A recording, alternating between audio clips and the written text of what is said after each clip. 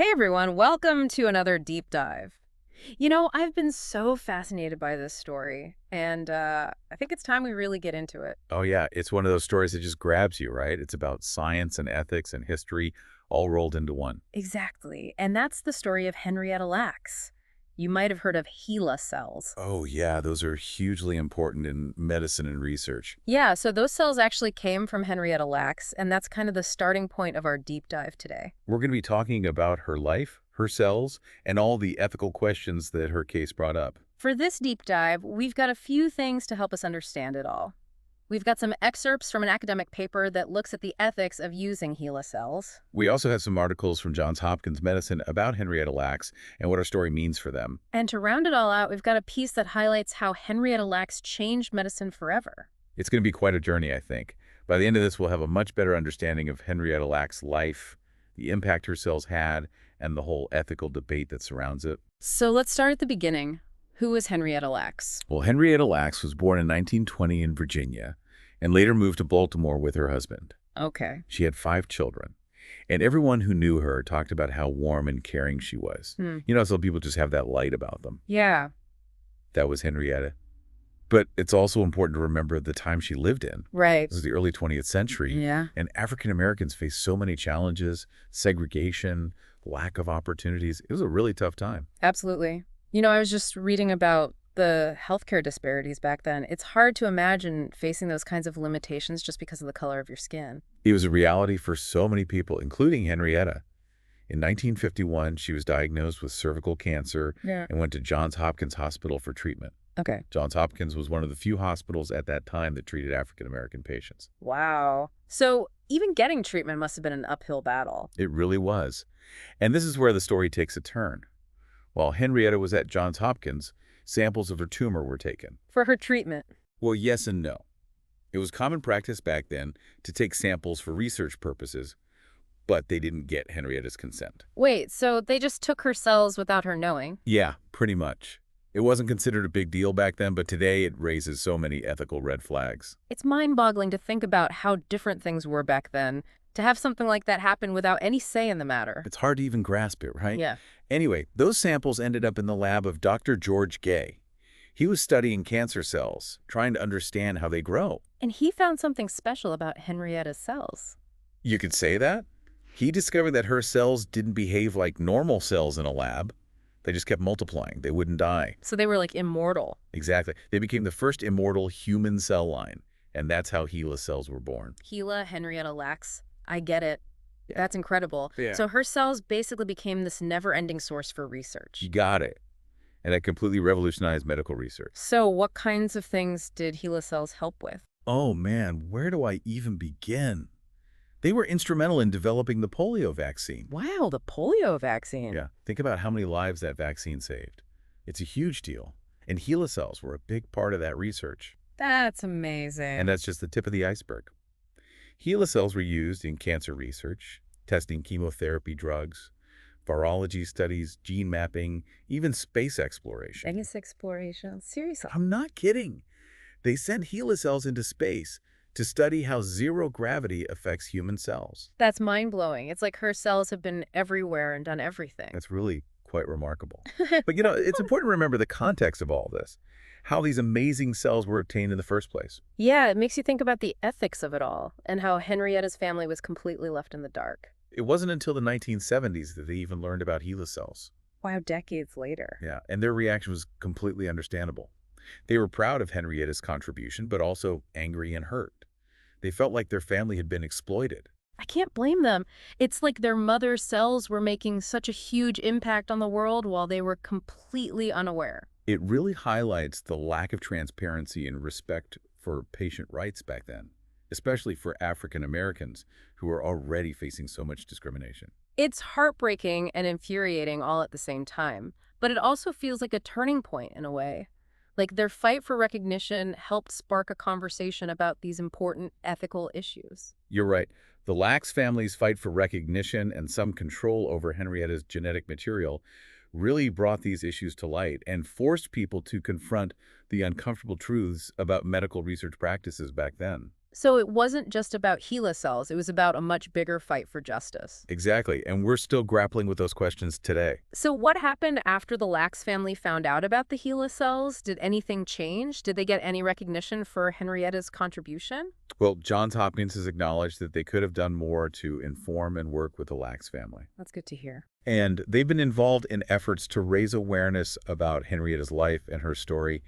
But beyond that, there's been broader recognition too. What do you mean? Well, Rebecca Skloot wrote a book called The Immortal Life of Henrietta Lacks, which became a bestseller and was even adapted into a movie for HBO. Oh, yeah, I remember that book. It was really powerful. It didn't just focus on the science, but on Henrietta as a person. Exactly. It humanized her and brought her story to a much wider audience, and there have been other efforts to honor her legacy too. Like what? Scholarships and initiatives have been created in her name specifically to support education and research, especially for underprivileged communities. That's fantastic. It's like her story is helping to create opportunities for others. It is. And in 2020, the World Health Organization gave Henrietta Lacks a posthumous award recognizing her global impact on health. That's incredible. It's amazing to see how much her story still resonates today. It really is. Yeah. But even with all of that, there are still so many complex issues to unpack, especially when you think about the ethical implications of her story and how those connect with similar issues today. Like a ripple effect. Starting with that one event, taking Henrietta's cells without her consent, and then expanding outward to touch on so many broader societal issues. It's almost hard to wrap your head around the full scope of her impact and the conversations it continues to spark. We've got a lot more to discuss about the implications of all this. I think it's time we get into some of the more specific ethical considerations that have come up because of Henrietta's story. Absolutely. Let's dive in. It's a lot to think about, right? All these issues that stem from this one woman's cells. Yeah, like where do you even draw the line? It really makes you think about who owns our cells and our DNA, especially back then when all these ideas were so new. That's a great point. So what about the money side of things? Did anyone actually profit from Henrietta's cells? Well, Johns Hopkins has always maintained that they never directly profited from the HeLa cell line. But those cells were used everywhere, right? Oh yeah, HeLa cells became like the gold standard for research in labs all over the world. Which means someone must have been making money from them, right? That's true.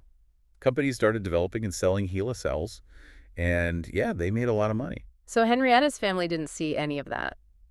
Not initially. It really wasn't until the Lacks family started speaking out and fighting for some recognition and compensation that these issues came to the forefront. So it really forced the world to look at the whole ethics and legality of profiting off of someone's cells without their permission. Exactly.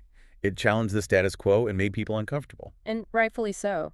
It just seems so unfair. Her cells taken without her knowledge used for all these amazing scientific advancements, generating wealth for others, and her family was struggling. Yeah, it really highlights the deep inequalities that existed and frankly still exist today in healthcare and access to information. It's a reminder that scientific progress can't be separated from the human cost. Exactly. And that's what makes the Lacks family's fight for recognition so important. They were up against a system that had never really considered their perspective. It must have been an incredibly difficult journey for them. It was. But their perseverance really helped shift the conversation about informed consent and patient rights in research. It's a testament to the power of speaking truth to power. Absolutely. And it shows that even when things seem impossible, you can make a difference by raising your voice and fighting for what's right. It also highlights how crucial it is to make sure ethics are at the core of scientific progress. We can't just chase knowledge without considering the human impact. I completely agree. It's about finding that balance, celebrating the breakthroughs while also acknowledging and addressing the ethical complexities. So you mentioned the book The Immortal Life of Henrietta Lacks earlier. It seems like that was a big part of bringing these issues to light for a wider audience. Oh, absolutely. Rebecca Skloot did an incredible job of not just telling the scientific story, but also humanizing Henrietta Lacks. Yeah, it's so easy to get caught up in the facts and figures and forget that there's a real person behind it all. That's exactly why stories like Henrietta's are so important. They force us to confront the human cost of progress and hopefully learn from our mistakes. It's a powerful reminder that history can repeat itself if we don't pay attention to the ethical boundaries in scientific exploration. Right, we have to be vigilant and make sure we're not repeating the same mistakes of the past. So thinking about all of this, what are some things we can learn from Henrietta's story and apply to our own lives? Like, how can we be more aware of these issues? One of the biggest takeaways for me is the power of informed consent. We need to understand our rights as patients and ask questions about any medical procedures or research that involve our biological material. It's about being proactive and advocating for ourselves. Exactly. You have the right to know what's happening to your body and your genetic information. Don't be afraid to speak up and ask questions. And to refuse treatment or participation in research if you're not comfortable with it. Absolutely. Your choices matter. But it goes beyond just our individual choices. We need to think about the bigger picture of scientific research as well. What do you mean? It's easy to get excited about new discoveries and advancements. But we have to step back and think critically about how those discoveries are made. Who benefits? Are there potential risks? Are certain groups being exploited or left out of the equation? You're right. It's about being informed and engaged and using our voices to shape the future of science in a way that's ethical and benefits everyone. It's about creating a more equitable and just scientific landscape where everyone's rights and dignity are respected. And honoring the contributions of people like Henrietta Lacks while also ensuring that no one else has to go through what she and her family went through. Her story is a powerful reminder that progress without ethics isn't really progress at all. It's a call to action to be more informed, more engaged, and more committed to creating a world where scientific advancement and ethical responsibility go hand in hand. Henrietta's story is truly remarkable. There's just so much to unpack and consider. I feel like we've only scratched the surface. It really makes you stop and think, doesn't it? About all the medical advancements we take for granted, vaccines, treatments, all these things that might not exist without people like Henrietta Lacks. Absolutely. It's a powerful reminder to look beyond the science and see the human stories behind these incredible discoveries. And to remember that progress can come with a cost. And sometimes that cost falls on those who are already facing so many challenges. Yeah, Henrietta's story is a microcosm of so many larger societal issues. It forces us to confront some uncomfortable truths about equity and justice. It's been quite a journey, hasn't it? This deep dive into Henrietta Lacks' life and legacy. It really has. We've covered a lot of ground. Mm-hmm. But I think one of the biggest takeaways is that her story is a testament to the power of scientific discovery, while also highlighting the need for constant ethical awareness and action. Science and ethics can't be separated. They have to go hand in hand. Exactly. And we have to remember that every individual deserves to have their rights respected and their contributions recognized, no matter their background or their circumstances. So as we wrap up our deep dive into this incredible story, what's one final thought you want to leave our listeners with? You know what always gets me is that even though Henrietta Lacks passed away in 1951, her cells are still alive today, still driving scientific discovery, still impacting countless lives. It's almost like a form of immortality, isn't it? Yeah, in a way. Her cells are a testament to the enduring power of the human spirit, even in the face of so much adversity. But they're also a powerful reminder of the ethical challenges we face as science continues to advance. The need to constantly question and reevaluate how we're doing things. I'd encourage everyone listening to really think about Henrietta Lacks' story and what it means to them. Personally, how can we make sure that scientific progress is achieved ethically and with respect for every individual? What role can we play in creating a more just and equitable system for scientific exploration? Those are questions we all need to grapple with. It's about personal responsibility, but also collective action. Right. Yeah. Absolutely. We can't just sit back and assume someone else is taking care of these issues. We all have a role to play. I couldn't agree more. Henrietta Lacks' story reminds us that even amidst groundbreaking scientific achievements, we can never lose sight of the human element. And that the pursuit of knowledge should always be guided by compassion, empathy, and a deep respect for human dignity. Well said. Thank you so much for joining us for this deep dive into the remarkable life and legacy of Henrietta Lacks. It's a story that I know I'll be thinking about for a long time. And I hope it's encouraged all of you listening to think critically about the intersections of science ethics and the human experience. It's been a pleasure exploring this topic with you. May Henrietta Lacks' legacy continue to inspire us to work towards a world where scientific progress and ethical responsibility go hand in hand. And if you're interested in learning more about Henrietta Lacks' story, I highly recommend checking out Rebecca Skloot's book, The Immortal Life of Henrietta Lacks. It's a captivating and thought-provoking read that will give you a much deeper understanding of everything we've discussed today.